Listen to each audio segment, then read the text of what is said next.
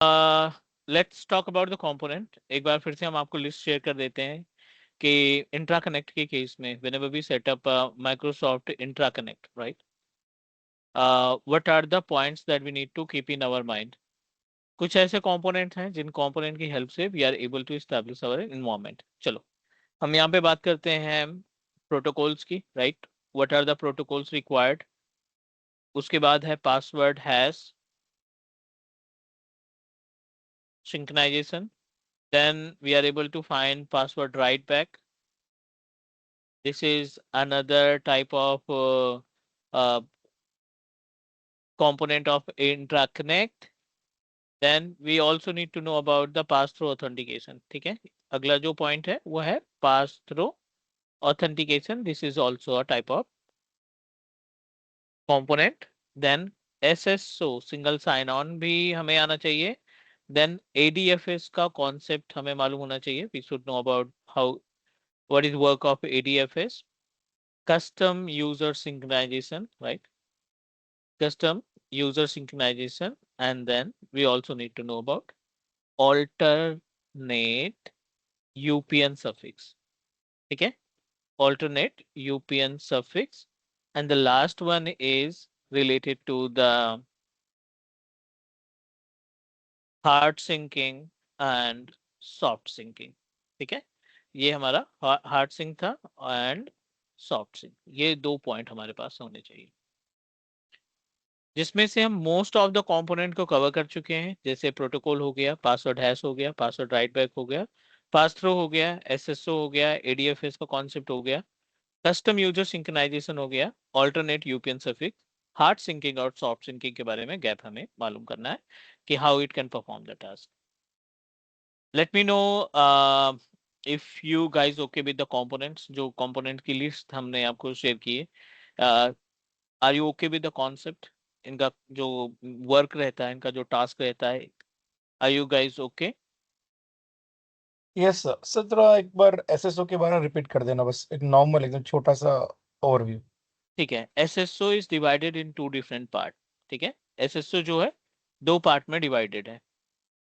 One is related to the third party application, एक है third party application के लिए, और दूसरा है आपका ऑन प्रोमाइसेस एडी के लिए। आपको एज ए एज्यूर एडमिनिस्ट्रेटर दोनों रिस्पॉन्सिबिलिटी आपको हैंडल करनी पड़ेगी। ऐसा नहीं कि आप केवल एडी पे एसएसओ कॉन्फ़िगर करेंगे। No, you are authorized to configure the SSO related to the third party application. अगर आपके पास कोई थर्ड पार्टी एप्लीकेशन है, उस केस में भी आपको एसएसओ मालूम होना चाहिए। Is that clear please? या ठीक है, so let me guide you more about SSO. You just need to divide into two different parts. One is SSO for on-prem domain controller. ठीक है, SSO for on-prem domain controller, और दूसरा है SSO for third party application. Third party application. Is that clear? Yes. ठीक है, अब मैं आपको गाइड करता हूँ कि अब थर्ड पार्टी एप्लीकेशन कैसे होता है और आपका लाइक एज अ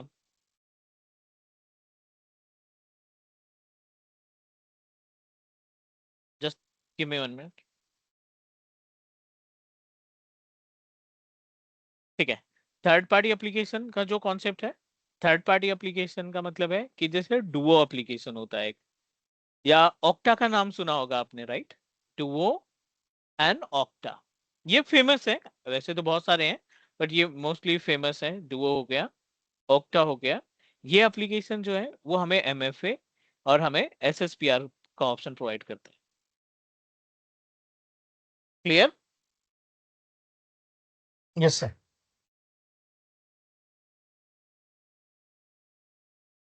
यस सर। अगर आपने थर्ड पार्टी एप्लीकेशन को इन्वॉल्व किया, थर्ड पार्टी एप्लीकेशन, आपके पास डोमेन कंट्रोलर नहीं है, you don't want to go with the domain controller, क्योंकि डोमेन में एसएसओ कॉन्फ़िगर करना थोड़ा सा आसान है in compare of third party, right? So ऐसी सिचुएशन में आपने क्या करना है, माइक्रोसॉफ्ट इंट्रा एडमिन का पोर्टल ओपन करेंगे, और माइक्रोसॉफ्ट इंट्रा एडमिन के पोर्टल पे लॉग इन करने के बाद जिस भी थर्ड पार्टी एप्लीकेशन का आप इस्तेमाल करना चाहते हैं, एसएसओ पर्पज के लिए, एडीएफएस के लिए, एसएसओ के लिए, उस एप्लीकेशंस को आप अपने माइक्रोसॉफ्ट 365 पोर्टल पे, माइक्रोसॉफ्ट एज्योर या माइक्रोसॉफ्ट इंफ्रा एडमिन सेंटर पे क्या करेंगे, उसको आप एसोसिएट। तो what I am going to do, let me connect my Azure portal जहां से हमने सिंक्रोनाइज कर रखा है। सिंपल सा ऑप्शन है portal.azure.com, ठीक है, portal.azure.com। यहाँ पे हम डायरेक्टली अपने माइक्रोसॉफ्ट इंटर एडमिन सेंटर से लॉगिन करा देते हैं, and then we can proceed to understand how we can use third party application. This is our Azure portal. I'm going to open Microsoft Inter Admin Center, और Microsoft Inter Admin Center open करने के बाद manage पे जाओ, users पे जाओ।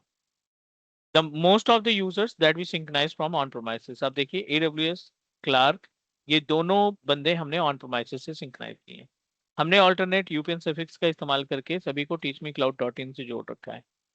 How we can manage it with the help of alternate UPN suffix, क्योंकि जो हमारा क्लाउड का डोमेन है और जो ऑन प्रोमाइसेस का डोमेन है totally different to each other. Is that correct?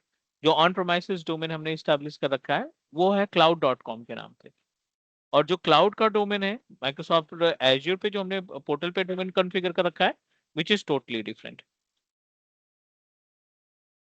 ठीक है, जो हमने एज्योर पे जोड़ रखा है वो डिफरेंट डोमेन है।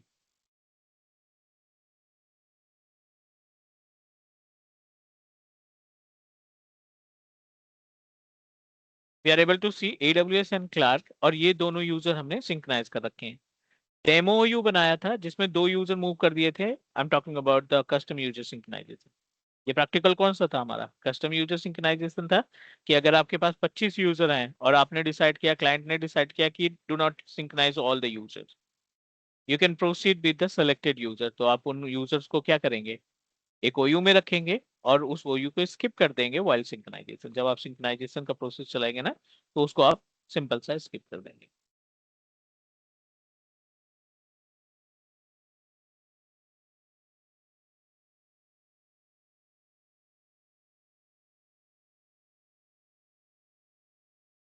ठीक है यहाँ तक? हेलो? Yes sir. ठीक है। Yes, sir. और कौन सा प्रैक्टिकल हमारा बचा है अभी? Another practical please.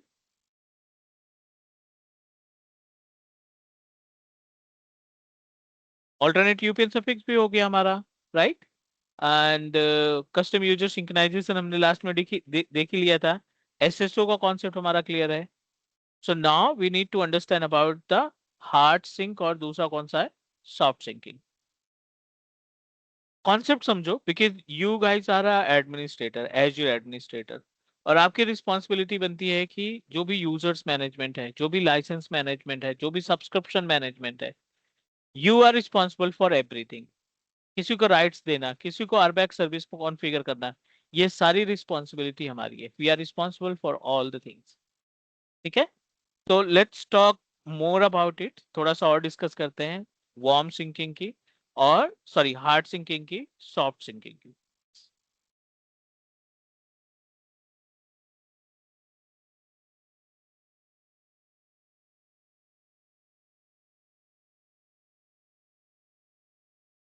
Now let's try to understand.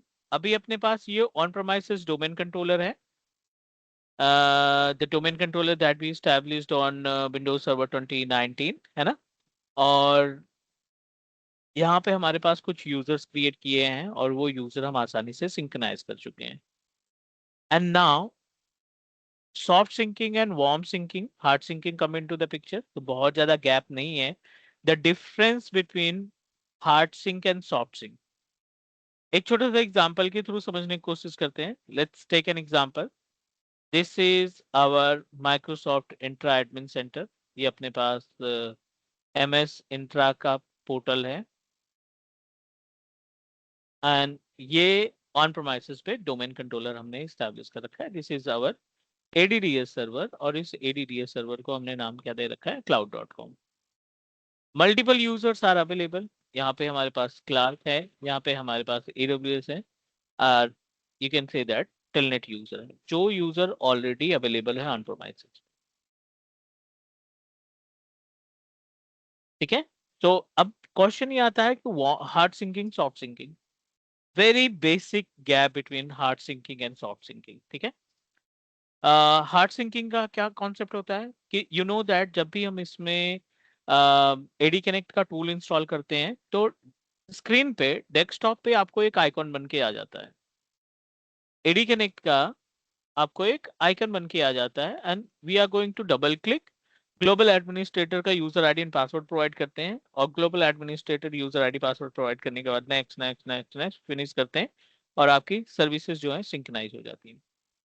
अगर आप मैनुअल मेथड यूज करते हैं, right, if you are going to proceed with the manual method by using the GUI and application of AD Connect, then this is considered as a hard syncing। इसको हम क्या बोलते हैं? Hard sinking बोलते हैं क्योंकि इसमें सारी चीजें सिंक हो जाती हैं।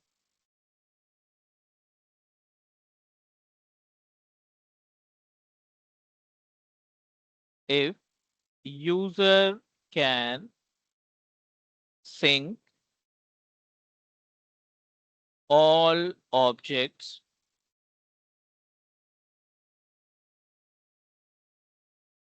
to Azure portal, ठीक है, to Azure portal using GUI method, using GUI method,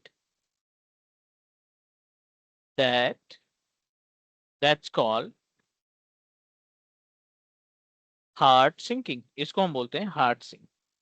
मतलब आपको सारे स्टेप फॉलो करने पड़ रहे हैं, you have to follow the entire steps और फिर उसके बाद आपके यूजर सिंक्रोनाइज हो रहे हैं। ये हार्ड सिंकिंग इमीडिएट रिस्पॉन्स होता है। अगर हम सॉफ्ट सिंकिंग की बात करें, so in case of soft syncing, very basic steps required। soft sync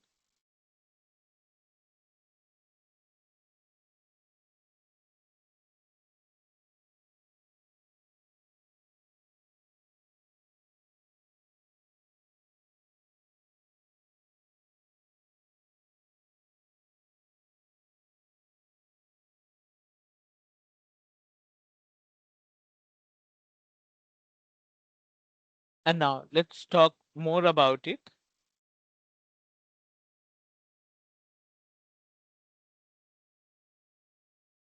execute when user can execute PowerShell script, ठीक है, PowerShell script to sync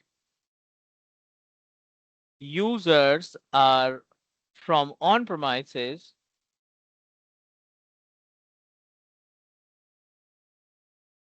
on-prem domain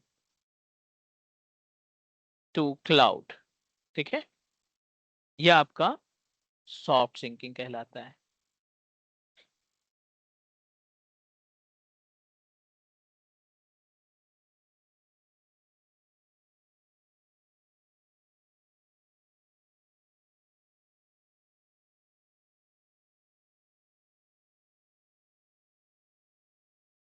Everyone, please let me know what you understand the gap between both।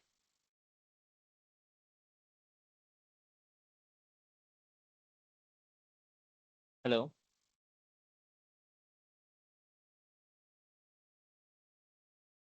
Yeah, sir. You're audible, but your voice is breaking, sir, in between. Or maybe there's क्या some issue with my ये network. सबके साथ हो रहा है या फिर individual? Please let me no. आपका वॉइस एकदम लो हो गया है। Hello.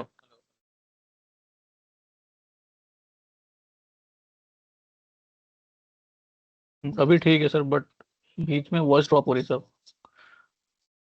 Sir. Just give me 1 minute, let me change it.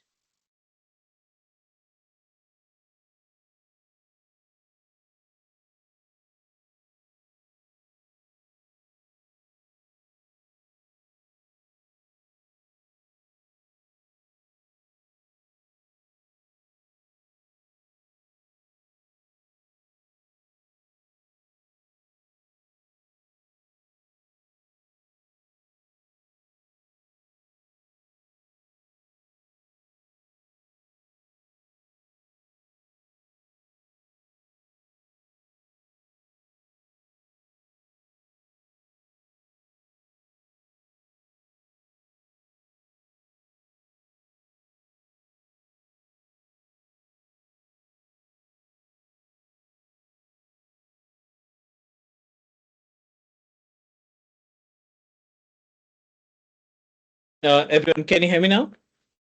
Yes, yes. I just changed my headset. अभी ठीक है? Yeah, अभी now ठीक it's है सर, better. ठीक है. चलो, let's talk about the gap between hard syncing and soft syncing. I hope everyone okay with the points that we discussed. Theoretical part, I'm going to show you the commands and all the gap between soft syncing and warm syncing. But यहाँ तक का तो idea लगी गया होगा कि how we can manage this syncing process. Is that clear? Yes, sir. Yes, sir. ठीक है. So how we can how you can describe about these 2 points? The soft sync is basically through the graphics mode, and the soft sync with the PowerShell mode, and the hard sync with the graphic mode. ठीक है, जो आप GUI के method का इस्तेमाल करते हो और उसमें सारे स्टेप आपको फॉलो करने पड़ते हैं, which is consider as a hard syncing. उसको हम क्या कहते हैं? Always consider as a hard sinking.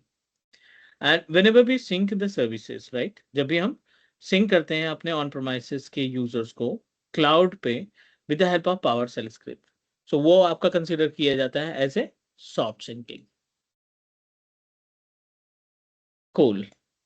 Let's talk about the procedure, how we can get it, how we can manage.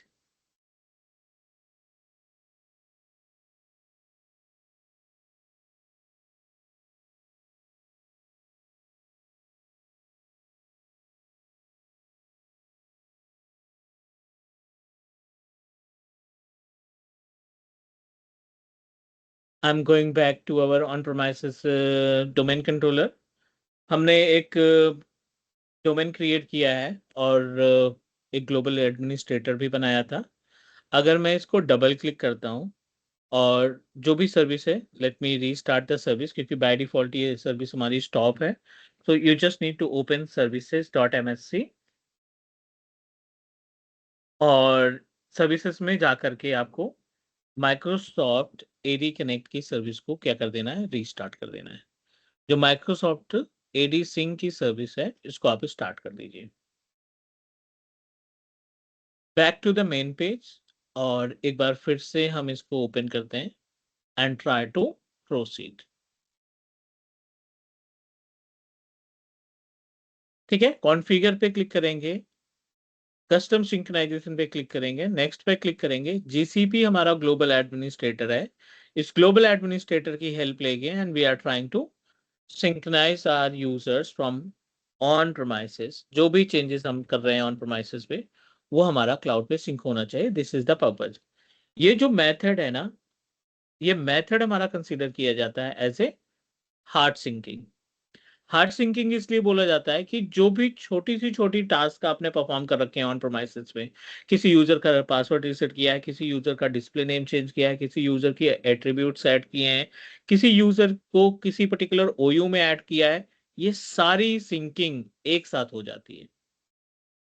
That's the reason जब भी हम प्रोडक्शन इन्वायरमेंट में try करते हैं ना, we are not going to take risk. हमें risk नहीं लेना है. आप भी IT इंडस्ट्री से हो, आपको भी पता है कि अगर 10 मशीनें एक इन्वायरमेंट में रन कर रही हैं, एक पर्टिकुलर रूम में, या HR डिपार्टमेंट है, उनका एक डेडिकेटेड रूम है, वहां पे 10 मशीनें हैं, एक मशीन का इंटरनेट नहीं चल रहा है, 9 का चल रहा है, तो हम क्या करेंगे कि एटलीस्ट ऐसी ट्रबल शूटिंग करें कि केवल एक बंदे के सिस्टम में ट्रबल शूट करेंगे नेट आने का. ऐसा नहीं कि हम सारे बंदों को जो ऑलरेडी इंटरनेट रन कर रहे हैं, जिन मशीनों पे इंटरनेट चल रहा है, उनको हम डिस्टर्ब ही नहीं करना चाहते. Got it what I am saying? 50 user हैं आपके पास, वो 50 के 50 सिंक्रोनाइज हैं. ठीक है, क्लाइंट ने बोला कि आप 5 यूजर और क्रिएट करो और इनको सिंक करो. आपने फटाफट से यूजर क्रिएट किया. क्लाइंट रिक्वेस्टेड कि मुझे इमीडिएटली चाहिए, 5 से 7 मिनट में मुझे यूजर चाहिए क्लाउड पे. आपने 50 यूजर ऑलरेडी चल रहे हैं, 5 यूजर नए ऐड किए आपने. और अगर आप एडी कनेक्ट GUI के थ्रू इंस्टॉल करेंगे अगेन, अगर आप हार्ड सिंकिंग करेंगे, तो आपके जो पहले से 50 यूजर सिंक्रोनाइज्ड हैं ना, उनमें प्रॉब्लम हो सकती है. आप 5 को ऐड करने के चक्कर में 50 यूजर के साथ रिस्क ले रहे हैं एक तरीके से. Is that correct? That is the reason organisation कहती है हमारा जो इंफ्रास्ट्रक्चर चल रहा है उसमें कोई टच नहीं करना है, किसी को कोई चेंजेस नहीं कर रहे हैं. That's why soft syncing come into the picture. Soft syncing divided into two different part. ठीक है, पहला है आपका AD sync cycle policy type delta. अगर आप ये कमांड चलाते हैं तो ये आपका delta sync कहलाता है. The work of delta sync, it will sync only the latest changes. अगर आपने लेटेस्ट कुछ चेंजेस किया है, 5 मिनट पहले आपने 2 यूजर क्रिएट किए हैं, 10 मिनट पहले आपने 2 यूजर क्रिएट किए हैं, यूजर का पासवर्ड रीसेट किया है, यूजर का डिस्प्ले नेम चेंज किया है, whatever changes that you did before, सिर्फ उसी पार्ट को सिंक करेगा. पहले से जो सिंक्राइज है ना, उनको वो टच भी नहीं करेगा. Everyone, can you hear me? Yes, sir. ठीक है, तो what you think according to the IT engineer, definitely हम existing infrastructure को I don't want to disturb. जो चल रहा है उसको चलने देते हैं. We always, आपको भी इंटरव्यू के टाइम पे या आप रियल इन्वायरमेंट में टास्क परफॉर्म करते हो तो always try to use what, PowerShell. आपको ओपन करना है ऑन प्रेमाइसेस डोमेन कंट्रोलर का PowerShell, run as administrator पे जाना है, और आई होप कि ये हमारा एज्यूर से कनेक्टेड है. आपको सिंपल सा एक कमांड चलानी है, क्योंकि एडी कनेक्ट हमने मैनुअली इंस्टॉल किया है, तो इसमें पावर सेल की स्क्रिप्ट, पावर सेल का जो कोड वगैरह है वो ऑलरेडी आ गया है. केस सेंसिटिव का ध्यान रखना है आपको. यहाँ पे पहली जो कमांड है डेल्टा सिंक चलानी है आपको. AD hyphen start hyphen AD sync and then sync again, sync cycle space, policy में P कैपिटल रहेगा, टाइप में T कैपिटल रहेगा, स्पेस देना है आपको और लिख देना है delta. Start AD sync cycle policy type delta. Right, अब इस कमांड से क्या होगा, सक्सीडेड हो गया. ये केवल उन्हीं चीजों को सिंक करता है जो लेटेस्ट में चेंज किए गए हैं. मतलब ये, एक बार मैं फिर से कुछ यूजर बनाता हूं. ठीक है, DSA.MSC पे चलते हैं, हम मेन यूजर पैनल पे चलते हैं, ऐड पे जाते हैं, और यहाँ पे हम अलीबाबा के नाम से एक यूजर क्रिएट कर देते हैं. सर आई थिंक ना स्क्रीन शेयरिंग स्टक हो चुकी है अभी. हाँ अभी आया सब. What about other, please? अभी No, क्लियर for है me, सर. I'm अभी आ okay. I can see the screen. Okay, okay. है ना, ऐसा कोई लैग तो नहीं आना चाहिए. आई थिंक सर हो सकता, मेरा एंड हो सकता है sir. I think hmm, net issue से मेरा end. ठीक है, नो प्रॉब्लम.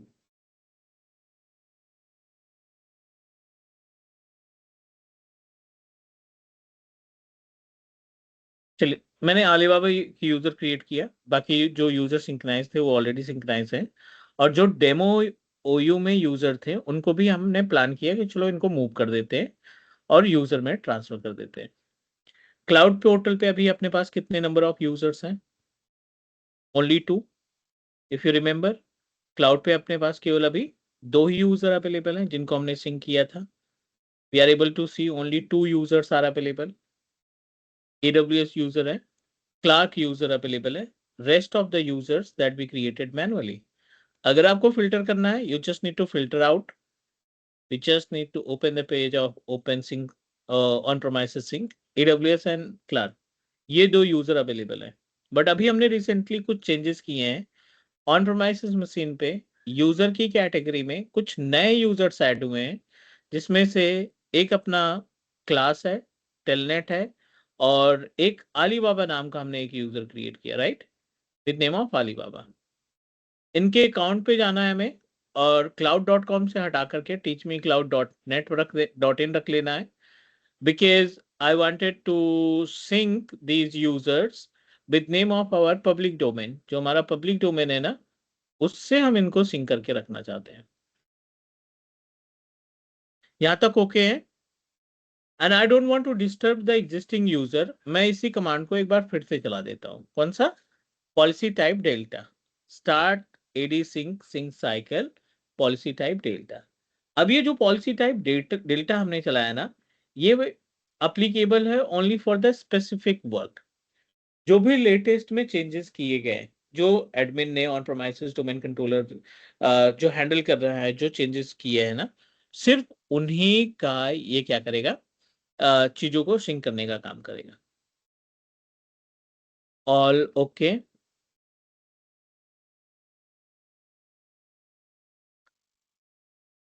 Yes, sir. सारे यूजर्स, ऑलमोस्ट हमारे जो नए यूजर्स क्रिएट किए थे, वो इस कमांड के बाद हमें क्लाउड पे दिखना है स्टार्ट होने चाहिए। That we are able to see. Alibaba भी आ गया, AWS भी आ गया, क्लार्क भी आ गया, क्लास भी आ गया। जो भी नंबर ऑफ यूजर्स हमने स्टैब्लिश किए थे ना, वो यूजर्स आ गए। बहुत ज्यादा गैप नहीं है। Immediately will get the access of these users on Microsoft Entra admin center. And now let's talk about the another command. These commands you need to keep in your mind. अभी हमने कौन सी command चलाई थी? Delta sync, right? एक दूसरी command होती है, client requested I want to resync everything. तो आपको कोई चेंजेस नहीं करना है, सारी कमांड वही रखनी है। डेल्टा की जगह पे आपको इनिशियल कमांड चला देनी है, बस। डेल्टा की जगह पे आप इनिशियल कमांड चला देंगे। अब ये कमांड क्या करेगा?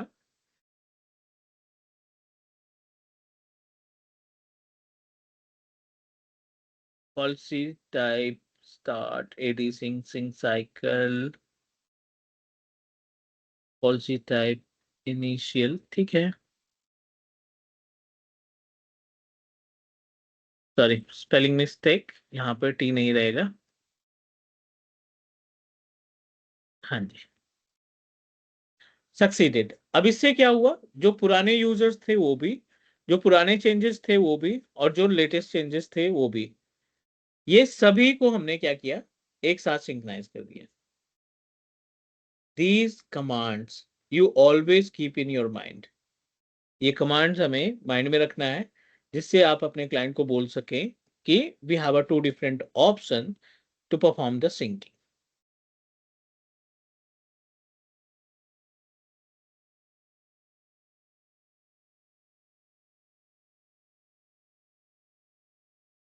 Guys, can you please just go through and let me know if you have any question?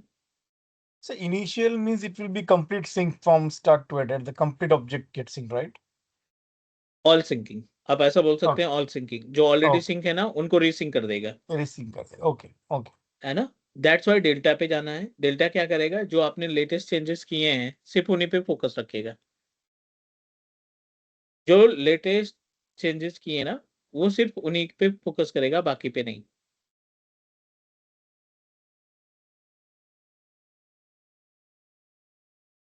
Okay.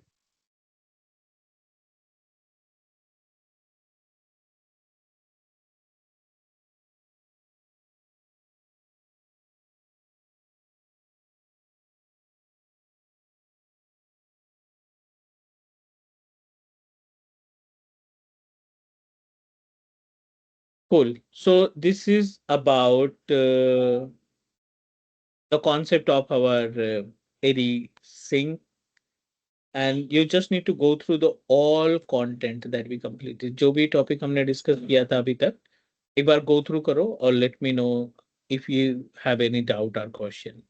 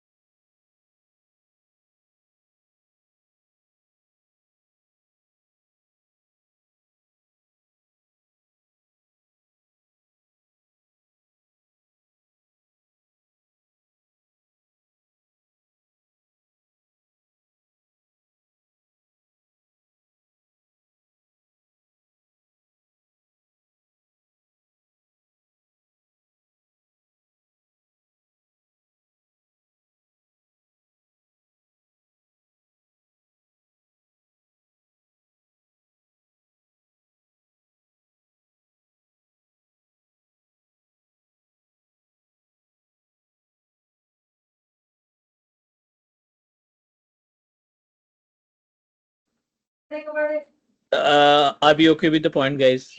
Because we need to proceed with next. Yes, sir. है ना, प्रोसीड कर सकते हैं क्योंकि we also need to move to the another part. चलो, एक जो topic है ना अपने पास, वैसे तो और भी 2-3 टॉपिक है that everyone need to no.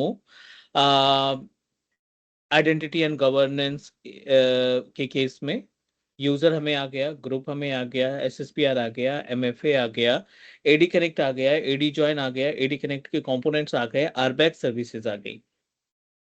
कुछ पॉइंट्स हैं जो हमें और आने चाहिए एडी में, बट प्रॉब्लम विद दैट, उन पॉइंट को समझने के लिए ना आपको सर्विसेज समझनी पड़ेगी. I am talking about conditional access, I am talking about policies. हम यहाँ पे कंडीशनल एक्सेस और पॉलिसी की बात कर रहे हैं. अभी मैं कंडीशनल एक्सेस आपको किस पे दिखाऊंगा? अभी I am not able to show you the compliance the policy. That's the reason we are going to start with the storage wala part. After that, compute wala part. Then network wala part. Then compute wala part. About the policy और conditional access का जो topic है, एक बार फिर हम discuss करेंगे, but last वाले module में. तब तक we are going to cover the content of storage, content of networking, content of compute, ताकि आपको पॉलिसी हम दिखा सके कि कंप्यूट में ऐसे पॉलिसी लगती है, नेटवर्क में ऐसे पॉलिसी लगाते हैं, या स्टोरेज में हम इस तरीके से पॉलिसीज को लगा सकते हैं. ठीक है ना? अभी हमारे पास ना स्टोरेज का आइडिया है, ना वर्चुअल मशीन का आइडिया है. We don't know about networking, we don't know about VPN, so we are not able to recognize how we can utilize the feature of policies, है ना? So that's why we need to complete the content first. उसके बाद फिर हम policy और conditional access दोनों को use करके सिक्योरिटी अप्लाई करेंगे. If everything is okay, I'm just going to write down these 2 points that we need to discuss. One is conditional access policy, and दूसरा है Azure AD पॉलिसी. ठीक है, ये 2 topic हम कवर करेंगे last वाले module में.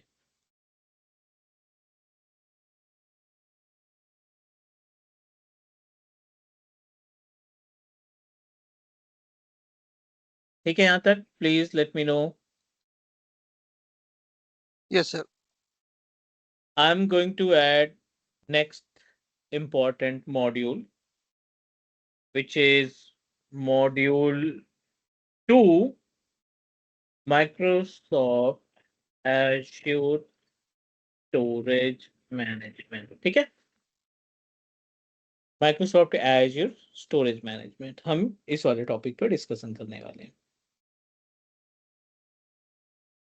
Try to understand the use cases of storage. मैं थोड़ा बेसिक से चलता हूं ताकि आपको Azure स्टोरेज में समझने में कोई प्रॉब्लम ना हो. The storage, basic storage, not only the Azure. We are going to start from very basic. You should know about storage. आपको मालूम होना चाहिए कि स्टोरेज क्या है. You should know about structure and non-structure storage type. ठीक है,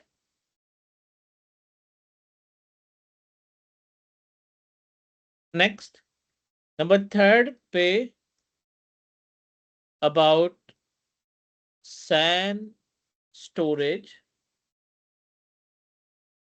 and NAS storage. We are going to talk about storage protocol. आपको मालूम होना चाहिए कि कौन कौन से स्टोरेज प्रोटोकॉल्स इन्वॉल्व होते हैं to manage the storage services.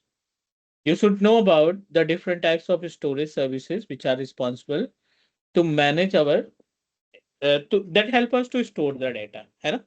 कौन कौन से प्रोटोकॉल्स हैं जो हमारे स्टोरेज के लिए इस्तेमाल किए जाते हैं. ये तो बात हो गई बेसिक और कॉमन स्टोरेज सर्विसेज की.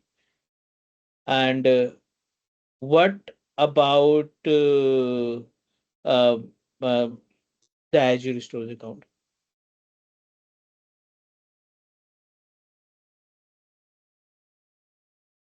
अगला जो पॉइंट है ना, यहाँ पे हम आपको गाइड करने वाले हैं अबाउट एज्योर स्टोरेज। ठीक है, हमें मालूम होना चाहिए एज्योर स्टोरेज क्या क्या है। सबसे पहले एज्योर स्टोरेज अकाउंट क्रिएट करना, कंटेनर्स, फाइल शेयर, क्यूज और table.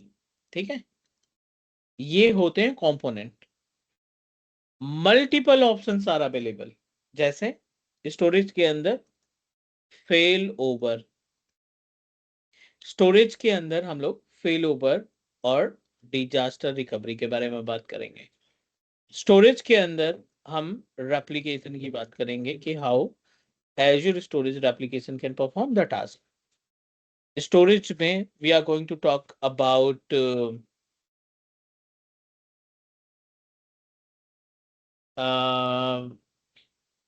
Access tier. Yes, this is really important for everyone कि ये एक्सेस टियर क्या होता है and how we can utilize the feature of access tier.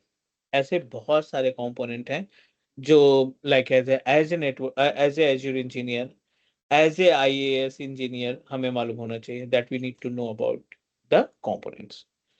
So let's start from the basic. ये common storage है, it's not related to the Azure. आप virtualisation का setup establish कर रहे हैं, VMware का सेटअप स्टैब्लिश कर रहे हैं, आप Hyper-V का सेटअप स्टैब्लिश कर रहे हैं, या नॉर्मल स्टोरेज को मैनेज कर रहे हैं, इन सभी केसेस में we are able to manage these things.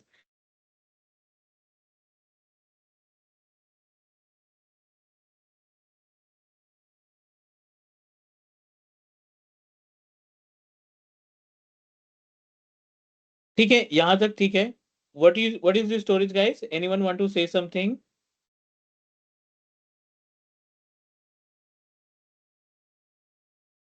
Yes sir. Sir storage में जैसे फॉर एग्जांपल नैस और विम बैकअप है, तो हमारा सारा जो कंपनी का डेटा होता है, एक हमारा एक सिस्टम पे एक स्टोरेज डिवाइस होता है, जैसे नैस या विम।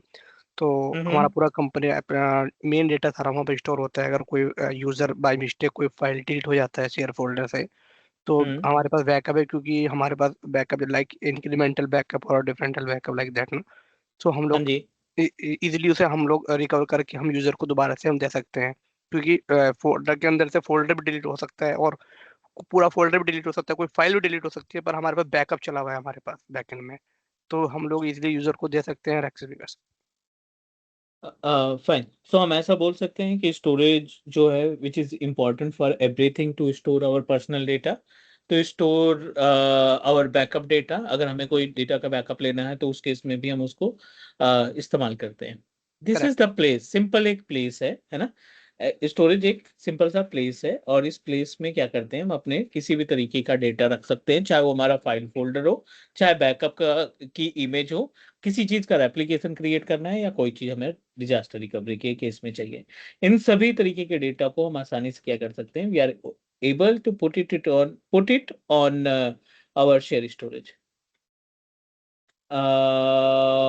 All good please?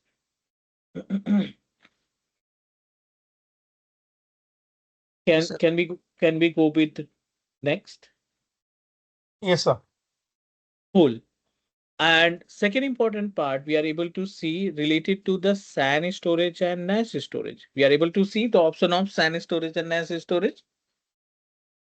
अब ये जो SAN storage है and NAS storage है, you know that कि how it can perform the task, like why it is important and what is difference between SAN storage and NAS storage. Anyone want to say something that I can guide you about properly कि क्या होता है एक तरीके से हम?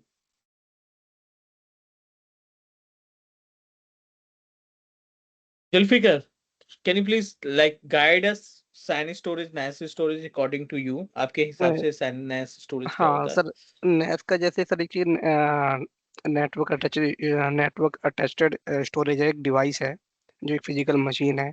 तो उस पे हमारा हम्म, पूरा कंपनी का पूरा डेटा होता है, मीन्स पूरा फाइल पूरा इमेज लाइक दैट ना, पूरा डेटा ठीक होता है। है। तो उसके हिसाब से हमने अपने बैकअप का एक सिस्टम बना के रखा हुआ है। इंक्रीमेंटल बैकअप, ये हमारा एवरी 4 आवर के बाद ऑटोमेटिकली बैकअप चल रहा है बैकएंड में। ओके, ठीक है। तो यस, तो हम लोग सर उसके लिए यूज करते हैं उसको। नैस की बात करो या सैन की बात सर करो? नेस, ओके, सैन क्या होता है फिर? सर सैन पे मैंने यूज नहीं किया अभी तक। ठीक है। Anyone want to say something yes about sir, NAS and NAS SAN? जो SAN है is fault tolerant array of disk basically. Fault tolerance तो रेट से आएगा। It's an array of disks, sir. Array of disk बोल सकते हैं, combination of multiple hard disk, उनको अपने अकॉर्डिंग हम सेटिंग करते हैं रेट सिस्टम की मदद से। Is that correct? Yes. चलो एक सिंगल लाइन में पढ़ते हैं, क्योंकि like you guys are aware about the storage part, तो एक छोटा सा पार्ट हम यहाँ पे बात कर लेते हैं। Storage is one of important service for IT industry, क्योंकि जो आईटी में है या जो नॉन आईटी ऑर्गेनाइजेशन है, ये सभी अपने फाइल का, फोल्डर का, डेटा का बैकअप करके रखते हैं, सेकंड कॉपी क्रिएट करके रखते हैं, ताकि इन केस अगर आपके सिस्टम में कोई प्रॉब्लम आती है, आपके सर्वर में कोई प्रॉब्लम आती है, तो आपके पास एक लोकेशन होनी चाहिए जहां से डेटाबेस को या किसी भी तरीके के फाइल को रिवर्ट बैक कराया जा सके। Second, the storage is divided in two different parts. One is SAN storage and another is NAS storage. SAN होता है storage area network, which is also considered as a block based storage. यहाँ पे जो meaning आ रही है ना, block based storage, एक large space का आपने डिवाइस परचेज किया जिसमें up to 10 different hard disk को अटैच किया। हर एक हार्ड डिस्क की कैपेसिटी 2 टीबी या 3 टीबी या 4 टीबी की थी। आपने सारी हार्ड डिस्क की कैपेसिटी को एक साथ कंबाइन कर दिया। अब आपके पास जो स्टोरेज डिवाइस है उसमें 25 टीबी का स्पेस आपके पास अवेलेबल है, right? You are able to see up to 25 TB of space in the storage. And now उस स्टोरेज में से आपने हर एक सर्वर को, डेटाबेस सर्वर को अलग 500 जीबी दे दिया। आपने एक्टिव डायरेक्टरी को 2 टीबी असाइन कर दिया। आपने वेब सर्वर को अगेन 2 टीबी असाइन कर दिया। ESXi होस्ट को 5 टीबी असाइन कर दिया।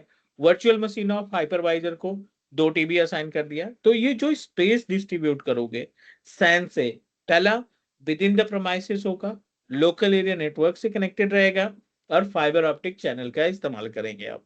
FC का इस्तेमाल करेंगे टू डिस्ट्रीब्यूट द स्टोरेज। और जो स्पेस आपके क्लाइंट एक्सेस करेंगे ना, जो आपने 2 टीबी का स्पेस दिया है वेब सर्वर को, वो स्पेस आपको एज ए डिस्क मिलेगा। You will find the space as a hard drive, मतलब वो वेब सर्वर उस 2 टीबी का स्पेस अपने अकॉर्डिंग यूटिलाइज करेगा। पार्टीशन क्रिएट करना है उसको, मल्टीपल पार्टीशन तैयार करने हैं, ही कैन डू दैट। एक पार्टीशन में अलग तरीके का डेटा, दूसरे पार्टीशन में अलग तरीके का डेटा, ये सभी तभी पॉसिबल है जब आप अपने स्टोरेज को सैन से भेजते हैं। अब बारी आती है NAS की, नेटवर्क अटैच्ड स्टोरेज। आपका जो ऑफिस है, रीजनल ऑफिस है पुणे में, आपने मल्टीपल ब्रांचेस ओपन कर रखी है, दुबई में, दिल्ली में, नोएडा में, या मुंबई में, ऑस्ट्रेलिया में, डिफरेंट डिफरेंट जियोग्राफिकल लोकेशन में आपने अपनी ब्रांचेस ओपन कर रखी है। जो पुणे लोकेशन में रीजनल ऑफिस है, वहां पे आपने एक 50 टीबी का, 50 टीबी का स्पेस कॉन्फ़िगर कर लिया, और उस स्पेस को आपने सभी ब्रांचेस के साथ डिस्ट्रीब्यूट कर दिया। बट जो NAS स्टोरेज रहता है वो ऑब्जेक्ट बेस्ड स्टोरेज होता है, और ऑब्जेक्ट बेस्ड स्टोरेज क्या करता है, आपको केवल फोल्डर प्रोवाइड करेगा to store the data. Best example है वन ड्राइव, बेस्ट एग्जांपल है iCloud, बेस्ट एग्जांपल है आपका गूगल ड्राइव। गूगल ड्राइव के स्पेस को आप एज ए हार्ड डिस्क नहीं इस्तेमाल कर पाएंगे। Is that correct? Google iCloud के स्पेस को आप एज ए हार्ड डिस्क इस्तेमाल नहीं कर पाएंगे, वो सिर्फ स्पेस देगा आपको डेटा को स्टोर करने के लिए।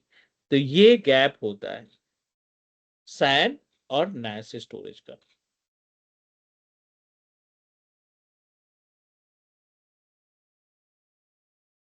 और ओके, यस सर, गुड। अब बारी आती है प्रोटोकॉल्स की। तो बहुत सारे प्रोटोकॉल्स हैं मार्केट में जो हमारी हेल्प करते हैं टू कॉन्फ़िगर द स्टोरेज। जैसे ISKZ का नाम सुना होगा आपने, this is protocol of storage. NFS का नाम सुना होगा आपने, this is protocol for storage. FTP तो कॉमन है, NTFS भी कॉमन है। ये आपके स्टोरेज की सर्विसेज के लिए हम इन प्रोटोकॉल्स का इस्तेमाल करते हैं। Clear please? Yes sir. ठीक है, तो ये हो गई अपने पास बेस मशीन पे स्टोरेज सर्विस को मैनेज करना।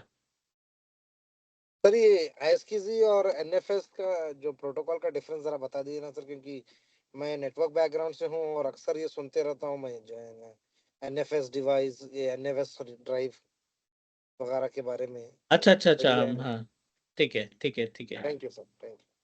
चलो हम बात करते हैं, थोड़ा सा और डीप डाइव चलते हैं इसमें, है ना। ये जो हमारा स्टोरेज वाला पार्ट है, thank you in sir. Protocols में थोड़ा सा और डीप डाइव चलते हैं, और थोड़ा सा हम आपको सैन और नैस में एक और एग्जांपल डायग्राम के थ्रू समझाने की कोशिश करते हैं, that you can clear your doubt. ये अपने पास सैन स्टोरेज हो गया, ये हमारा नैस स्टोरेज हो गया, नेटवर्क अटैच स्टोरेज हो गया, ठीक है। सैन स्टोरेज के केस में आपका जो ऑफिस प्रोमाइसेस है, मतलब जिस भी लोकेशन में आपका ऑफिस है, it's look like this. For example, ये कुछ ऐसा आपका ऑफिस दिखाई पड़ रहा है, दिल्ली में है, पुणे में है, और गुड़गांव में है, नोएडा में है, कहीं पे किसी भी लोकेशन में आपने स्टैब्लिश कर रखा है। आपने एक डिवाइस लगानी है हाई कॉन्फ़िगरेशन की, इसमें बहुत सारे रैक्स होंगे जिसमें आप हार्ड डिस्क लगाएंगे। 25 टीबी का आपने स्पेस लगा दिया, आपके पास जो टोटल स्पेस है वो कितना है, 25 टीबी का। अब आपके पास बहुत सारे सर्वर हैं, या आपने सिक्वल सर्वर लगा रखा है, या आपने ESXi सर्वर लगा रखा है, यहाँ पे आपने वेब सर्वर स्टैब्लिश कर रखा है, ठीक है। Number of servers that you establish, कुछ क्लाइंट कंप्यूटर्स भी हैं विंडोज 10 पे, कुछ मैक मशीनें हैं, कुछ लिनक्स मशीनें हैं, रेड हैट के कंप्यूटर हैं, और सबसे बड़ी बात, ये सारी मशीनें एक ही नेटवर्क में एक ही स्विच से कनेक्टेड है। केबल अलग हो सकता है, FTP UTP केबल कैटेगरी 7 की जगह पे फाइबर ऑप्टिक हो सकता है, फाइबर चैनल हो सकता है, but all are connected with the same network. सबकी एक अपनी अपनी IP एड्रेस है, आपके इस स्टोरेज की भी एक अपनी IP एड्रेस है, 192.168.1.100। This is the IP address of your storage, और ये हमारा सैन स्टोरेज है। SAN storage also consider as a block based storage. ये क्या होता है हमारा, ब्लॉक बेस्ड स्टोरेज। इसको हम क्या कहते हैं, ब्लॉक बेस्ड स्टोरेज के नाम से आते हैं। ब्लॉक बेस्ड स्टोरेज इसलिए बोला जाता है कि अगर SQL ने रिक्वेस्ट की कि मुझे आप 2 TB का स्पेस दो, तो ये जो 2 TB का स्पेस है ना, वो चंक्स ऑफ ब्लॉक में जाएगा, वो चंक्स ऑफ ब्लॉक में जाएगा। The meaning of chunks of block, जो ये डिसाइड करता है कि जिस मशीन को आपने स्पेस प्रोवाइड किया, जिस मशीन को आपने स्पेस प्रोवाइड किया, वो मशीन अपने अकॉर्डिंग उस स्पेस को यूटिलाइज करेगा। अगर 2 TB हमने स्पेस प्रोवाइड किया ना, तो वो 2 TB का स्पेस वो खुद डिसाइड करेगा कि हमें कितने पार्टीशन बनाने हैं। You are authorize to make partition. आप उसमें अपने अकॉर्डिंग पार्टीशन को क्या कर सकते हैं, डिजाइन कर सकते हैं। आप अपने अकॉर्डिंग उस पार्टीशन को क्या कर सकते हैं, मैनेज कर सकते हैं। नैस में क्या होता है, नैस थोड़ा सा अलग है। नैस में आपको एक लोकेशन डिसाइड करनी पड़ेगी। फॉर एग्जांपल, ये आपका पुणे का ऑफिस है, और यहाँ पे आपने एक हाई कॉन्फ़िगरेशन का स्टोरेज लगाया, 25 TB का स्टोरेज लगाया, और इस स्टोरेज को आपने डिफरेंट डिफरेंट जियोग्राफिकल लोकेशन में, जो ऑफिसेस रन है कर रहे हैं, आपके दिल्ली में रन कर रहा है एक ऑफिस, आपने दुबई में एक ब्रांच ओपन कर रखी है, आपने 10 TB का स्पेस दुबई दिल्ली को दे दिया, और 10 TB का स्पेस आपने किसको दे दिया, दुबई लोकेशन को दे दिया। All right please. लेकिन डिफरेंस क्या है ना, कि नैस स्टोरेज में ये आपको फोल्डर के फॉर्मेट में मिलेगा, आप पार्टीशन नहीं कर पाओगे, आप मशीन में अटैच नहीं कर पाओगे, ये आपको फोल्डर के फॉर्मेट में मिलेगा। हेलो, जी सर, जी सर, जी सर। ठीक है ना। अब अगला ओके पार्ट सर। आता है प्रोटोकॉल्स का। हमें मालूम होना चाहिए कि कौन कौन से प्रोटोकॉल्स कहाँ पे काम करेंगे। इसका एग्जांपल गूगल ड्राइव। आपको भी पता है कि जब आप जीमेल अकाउंट क्रिएट करते हो, तो आपको 15 GB स्पेस मिल जाता है, ठीक है, फ्री ऑफ कॉस्ट। क्या आप वो 15 GB का स्पेस हार्ड डिस्क की तरीके से इस्तेमाल कर पाते हो, कि किसी सिस्टम में अटैच कर दिया और हार्ड डिस्क की तरीके से इस्तेमाल कर पाए। और आई क्लाउड, ये जो स्पेस है ना, या ड्रॉप बॉक्स भी ले लो, ड्रॉप बॉक्स भी आपका बेस्ट एग्जांपल हो सकता है नैस स्टोरेज के लिए। ड्रॉप बॉक्स भी हमारा बेस्ट एग्जांपल हो सकता है किसके लिए, नैस स्टोरेज के लिए, क्योंकि ये सारे स्टोरेज आपके क्या कंसीडर किए जाते हैं, ये सारे स्टोरेज आपके कंसीडर किए जाते हैं एज ए NAS स्टोरेज। चलिए अगले पॉइंट पे चलते हैं,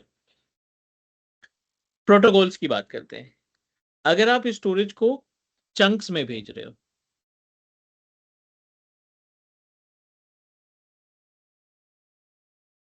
अगर आप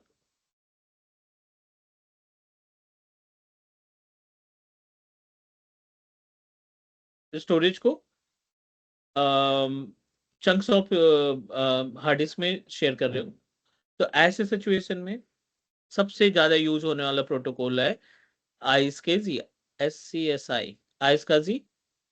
दूसरा है NFS, ठीक है, और तीसरा है CIFS, ठीक है, CISF,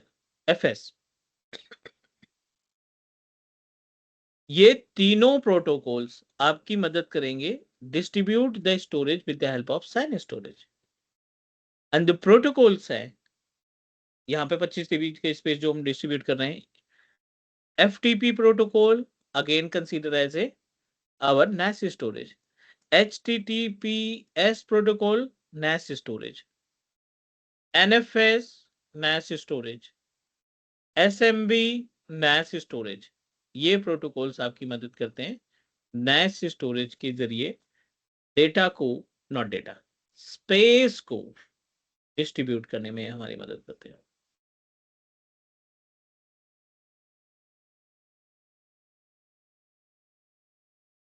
all okay? Yes sir, ये NFS दोनों के लिए कंसीडर किया जाता है, right sir? NFS is applicable for both, yes.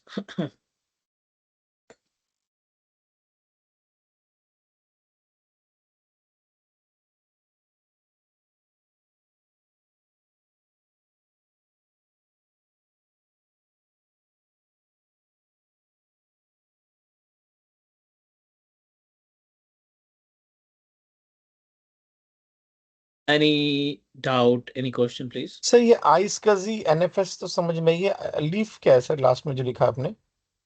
कौन सा? ये सैन के अंदर आपने जो दिया है ना आईएसकेजी, फर्स्ट पॉइंट, ये सेकंड प्रोटोकॉल NFS, हाँ, थर्ड and वाला this क्या है sir? CIFS, CIFS, okay okay. this is CIFS, ठीक है, ये कोर है हमारा स्टोरेज के लिए। ये ये हमारा कोर प्रोटोकॉल है, यूज होता है ना सर? प्रोटोकॉल होता है स्टोरेज हाँ। को यूज करने के अब लिए। ये सैन में क्या होता है कि सैन का जो स्टोरेज है वो अपने उसका अपने खुद के स्विच होते हैं। ओके, वो अपने अपने खुद के स्विच पे कनेक्ट होता है और स्विच की तो रिडंडेंसी होता है कि वो सर्वर्स में जाता है, दो नेटवर्क कार्ड में, फाइबर कार्ड में कनेक्ट होते हैं। हाँ जी बिल्कुल, करेक्ट ना, इसी है ना? exactly that is applicable for local area network. उसका अपना खुद का एक स्विच होता है। अभी ये नैस में तो स्विच डायरेक्ट अपने नेटवर्क स्विच उससे कनेक्ट होता है ये डायरेक्ट। Exactly, और NAS के केस में you can use internet. Correct, yes. और इसमें ऑप्शन नहीं है सैन का, इट्स वेरी सिक्योर्ड है।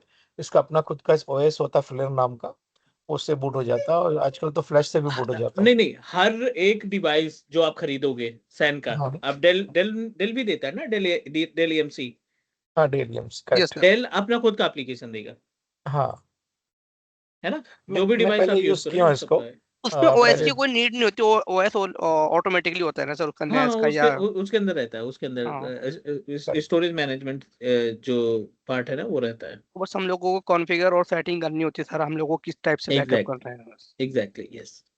अरे जो NFS प्रोटोकॉल ये दो में भी यूज होता है सर, NAS में भी और SAN में भी? हाँ NFS दोनों पे यूज होता है, NFS सिचुएशन के अकॉर्डिंग चेंज कर लेता है ना। NFS आपका लाइक NAS के लिए भी इस्तेमाल कर सकते हो, SAN के लिए भी इस्तेमाल कर सकते हो, which is applicable for both. तो इसमें सर मेजर डिफरेंस यही होगा कि सैन के अंदर डेडिकेटेड हार्ड डिस्क डिफाइंड हो गया सर्वर के लिए, जो नेस के अंदर होता नहीं, it's storage just space. NAS कहीं दूर रखा हुआ है, करेक्ट। NAS किसी दूसरे ऑफिस में किसी दूसरी लोकेशन में रखा हुआ है और उसको हमने डिस्ट्रीब्यूट कर रखा है ब्राउजर के जरिए, करेक्ट। ठीक है। Right, this is the actual work. Okay. Anyone, any other question please? No sir, good. चलो ये तो हो गए हमारे पास लोकल एरिया लोकल नेटवर्क जो कॉमन है, हर एक इंजीनियर को आने चाहिए। अब हम मूव करते हैं एजू पोर्टल पे, ठीक है ना। Let's move to the Azure portal, और यहाँ से हमारी जर्नी स्टार्ट होती है एजूर स्टोरेज के ऊपर, कैसे हम मैनेज करते हैं अपने स्टोरेज सर्विसेज को। This is our Azure portal. हम दूसरे मॉड्यूल पे हैं। दूसरे मॉड्यूल पे हम जाएंगे, अपने स्टोरेज पे क्लिक करेंगे, आपको बहुत सारे ऑप्शंस दिखाई पड़ रहे हैं यहाँ पे। स्टोरेज से रिलेटेड कई सारी सर्विसेज हमें देखने को मिल रही हैं। We are able to find hybrid and edge storage, पहला वाला पॉइंट है। दूसरा है object file and block level of storage. तीसरा है अपने पास स्टोरेज माइग्रेशन। और चौथा अपने पास है एडिशनल स्टोरेज सर्विसेज, जो आप डायरेक्टली माइक्रोसॉफ्ट से कोऑर्डिनेट करके अपने डे टू डे एक्टिविटी में यूटिलाइज कर सकते हैं। अगर हम बात करें हाइब्रिड एंड एज स्टोरेज की, तो हाइब्रिड एंड एज स्टोरेज में आपको दो ऑप्शन मिल रहे हैं। एक है एज्यूर एज हार्डवेयर सेंटर, दूसरा है Azure Stack data box gateway. Azure Stack, anyone want to say something about the stack? Stack क्यों यूज किया जाता है?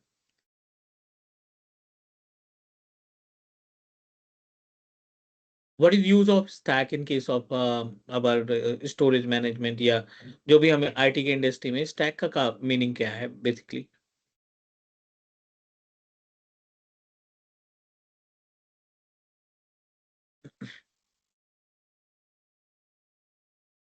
लाइक एज अ रैक और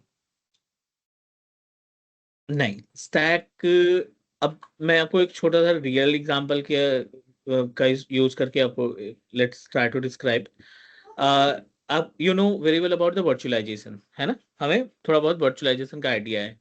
VMware वर्कस्टेशन एक वर्चुअलाइजेशन का पार्ट है, ESXi एक वर्चुअलाइजेशन का पार्ट है ना, हाइपरवाइजर एक वर्चुअलाइजेशन का पार्ट है, ओपन स्टैक एक वर्चुअलाइजेशन का पार्ट है। और ये सारे एप्लीकेशन, ये सारे operating system, Hyper V, Citrix, VMware ESXi, ठीक है, ये सारे इंडिविजुअल हैं। ये सारे एप्लीकेशन क्या है? इंडिविजुअल टास्क परफॉर्म करते हैं। मतलब अगर मैंने VMware वर्कस्टेशन पे या ESXi पे वर्चुअल मशीन क्रिएट की, तो वो वर्चुअल मशीन का एक्सेस मुझे ESXi इन्वायरमेंट यानी VMware के इन्वायरमेंट से ही मिलेगा।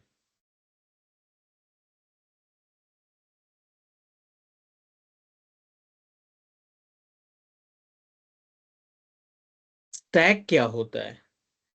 Stack is a different part. आपने न्यूटोनिक्स का नाम सुना है? न्यूटेनिक्स।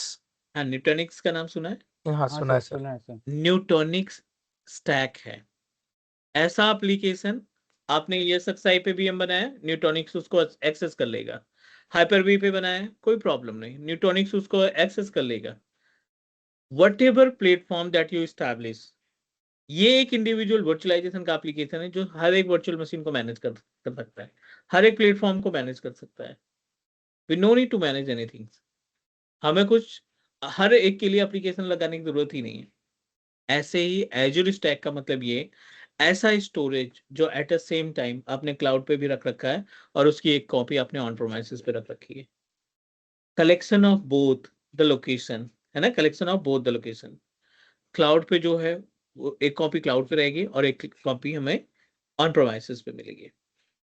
This is the really work of stack. And now let's try to understand. हमें अपने पार्ट को स्टार्ट करना है।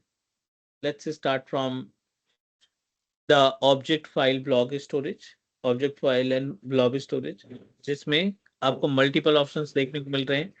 डिस्क देखने को मिल रहा है, एनक्रिप्शन डिस्क देखने को मिल रहा है, डिस्क एक्सेसेस के देखने को मिल रहा है।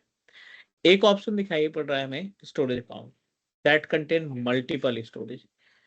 ये जो ऑप्शन है ना, ये कई सारे स्टोरेज ऑप्शन को कॉन्फ़िगर करके रखा है।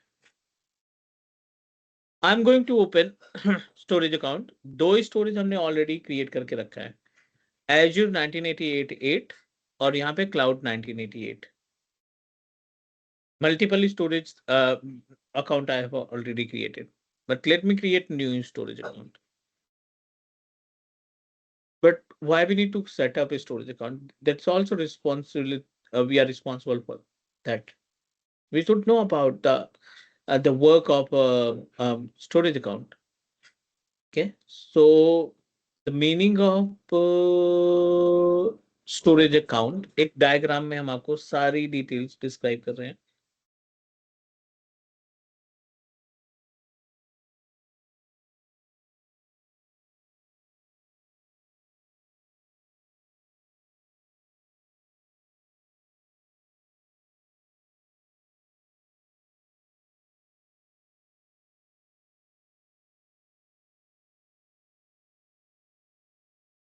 Azure स्टोरेज अकाउंट, ठीक है।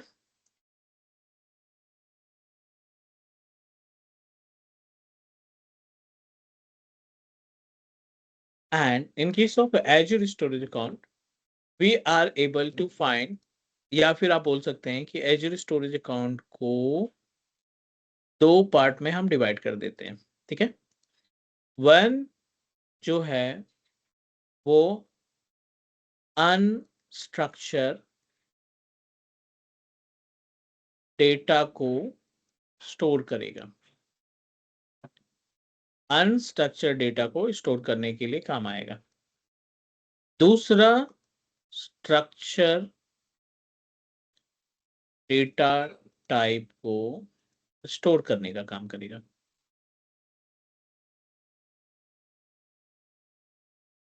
अनस्ट्रक्चर में अगेन आपको दो मिलेंगे।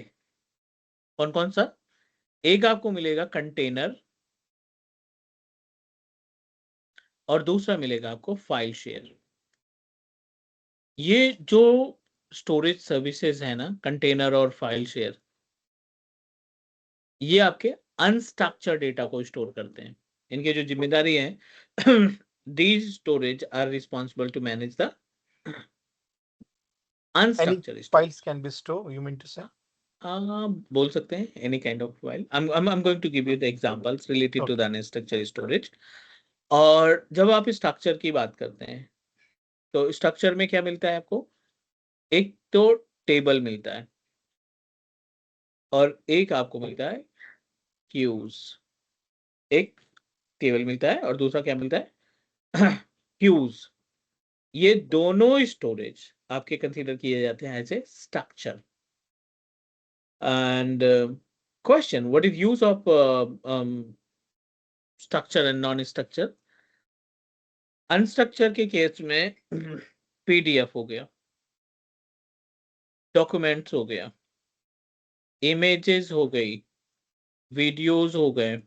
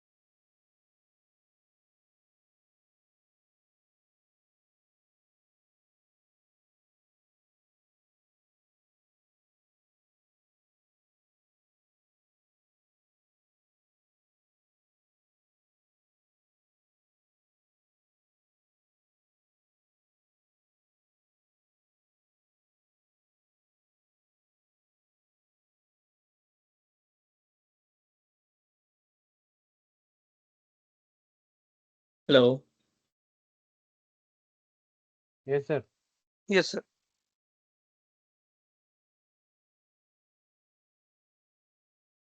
नेक्स्ट आगे प्रोसीड कर सकते हैं हम। Yes. अनस्ट्रक्चर स्ट्रक्चर में कोई प्रॉब्लम?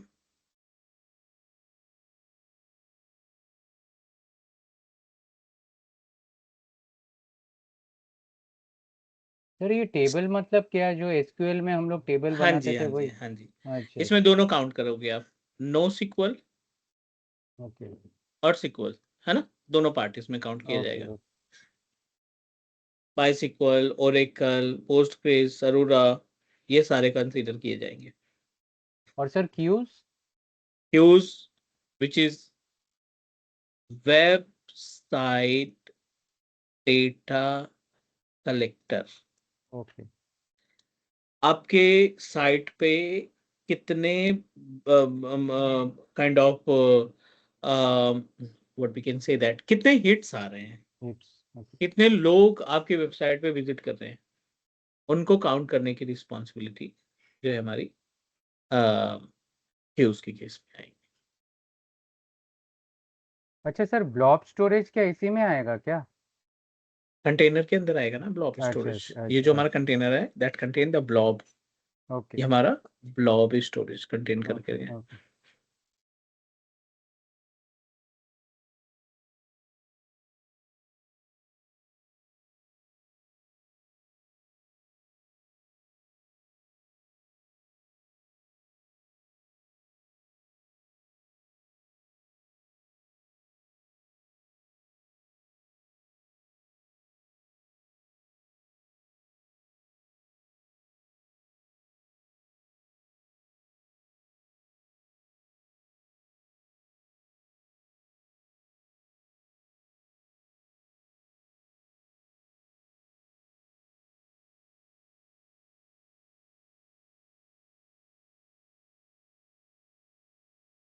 सो ये हेलो कंटेनर के अंदर ब्लॉब स्टोरेज है क्या sir?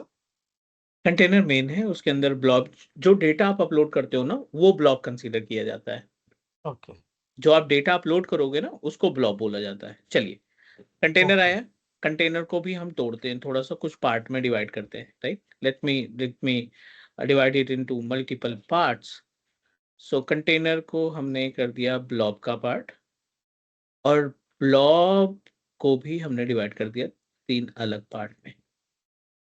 One is block blob, ठीक है ना, पहला हमारा ब्लॉक ब्लॉब हो गया, दूसरा हमारा हो गया पेज ब्लॉब, और तीसरा हो गया अपेंड ब्लॉब। ठीक है, how many blobs are available on Azure? सही 3। One container, under the container we can add blob, but blob में भी आपको ये डिसाइड करना है, कंसीडर करना है कि कौन सा ब्लॉब आएगा। तो एक ब्लॉक ब्लॉब हो गया, एक हो गया पेज ब्लॉब हो गया, और दूसरा अपने पास क्या हो गया अपेंड ब्लॉब हो गया। The work of block blob, block blob की रिस्पॉन्सिबिलिटी क्या होती है? The data that always stored by customer, user, client, जो डेटा हम अपलोड करेंगे ना वो हमारा हमेशा डेटा ब्लॉक ब्लॉब में जाएगा। वो सारा डेटा जो है हमारा ब्लॉक ब्लॉब में जाएगा। पेज ब्लॉब की रिस्पॉन्सिबिलिटी क्या होती है? Page blob is responsible to contain VHDX file. Page blob जो है वो VHDX फाइल को कंटेन करने का काम करता है, और अपेंड ब्लॉब जो है वो लॉग्स को जनरेट करता है, लॉग्स को कंटेन करके रखता है। whatever activity that you are going to perform, virtual machine का, स्टोरेज का, नेटवर्किंग का, एडी का, डेटाबेस का, unstructured data sorry NoSQL database का, whatever task that you are going to perform over a portal, all the activity managed and handled by the append block. By default 90 days के लिए free रहता है, by default 90 days के लिए free रहता है। लेकिन अगर आप 90 डेज से ज्यादा जाते हैं और 10 GB से ज्यादा डेटा रखते हैं, 90 डेज 10 GB से ज्यादा डेटा रखते हैं, then you have to pay amount.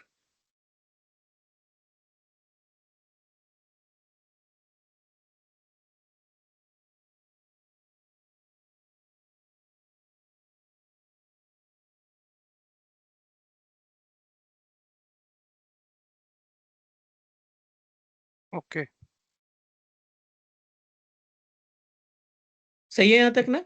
अब इनका प्रैक्टिकल देखो, अभी तो हम बिल्कुल ट्राइंग टू अंडरस्टैंड अबाउट कि how it can perform the task ना। हम यहाँ पे कोशिश कर रहे हैं समझने की कि एटलीस्ट जितना ज्यादा कंपोनेंट हमें स्टोरेज में मालूम रहेगा उतने ज्यादा प्रैक्टिकल्स को हम इम्प्लीमेंट करेंगे, उतने ज्यादा प्रैक्टिकल को हम इम्प्लीमेंट करेंगे। बाकी सर ये फाइल शेयर जो हमारा वो है ना, सिंपल जो हमारा शेयर इन फोल्डर वो है ना। फाइल शेयर क्या होता है? आप बोल सकते हो कि क्लाउड पे हम अपना एक स्टोरेज परचेज करेंगे, और उस स्टोरेज के अंदर जो क्लाउड पे स्टोरेज हम परचेज करेंगे उस स्टोरेज को हम अपने ऑन प्रेमाइसेस रिसोर्सेज के साथ मैप करेंगे। जैसे मेरा लिनक्स मशीन है, विंडोज मशीन है, मैक मशीन है, इन मशीनों को हम मैपिंग करेंगे। जो स्टोरेज परचेज करेंगे उनको हम मैप करेंगे, मैप करने का काम करेंगे। Okay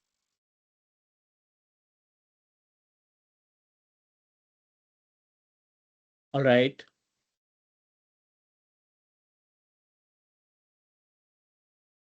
Yes, sir.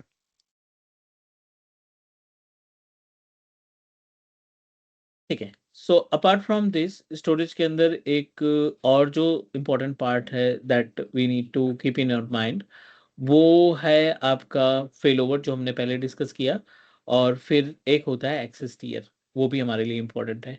Access tier क्या होता है? एक्सेस टियर हमें ये डिस्क्राइब करता है कि आप अपने डेटा को किस तरीके से रखना चाहते हैं.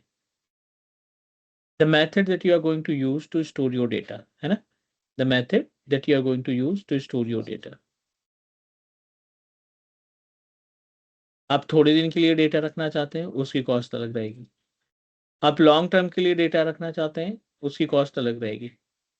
ठीक है. लिमिटेड के लिए रखना चाहते हैं, उसकी कॉस्ट आपको अलग से पे करनी पड़ेगी. So we are also going to talk about the different types of services, storage services.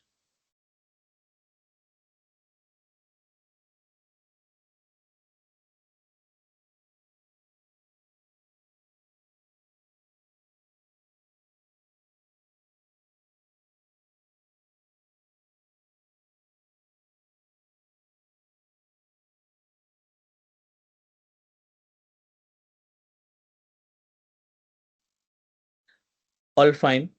तो जब आप स्टोरेज अकाउंट क्रिएट करोगे, if I am going back to the storage account panel, और स्टोरेज अकाउंट के केस में एक एक point यहाँ पे दिखने वाले हर एक ऑप्शन हमारे लिए इम्पोर्टेंट है. सब प्रैक्टिकल भी आज ही करोगे सर?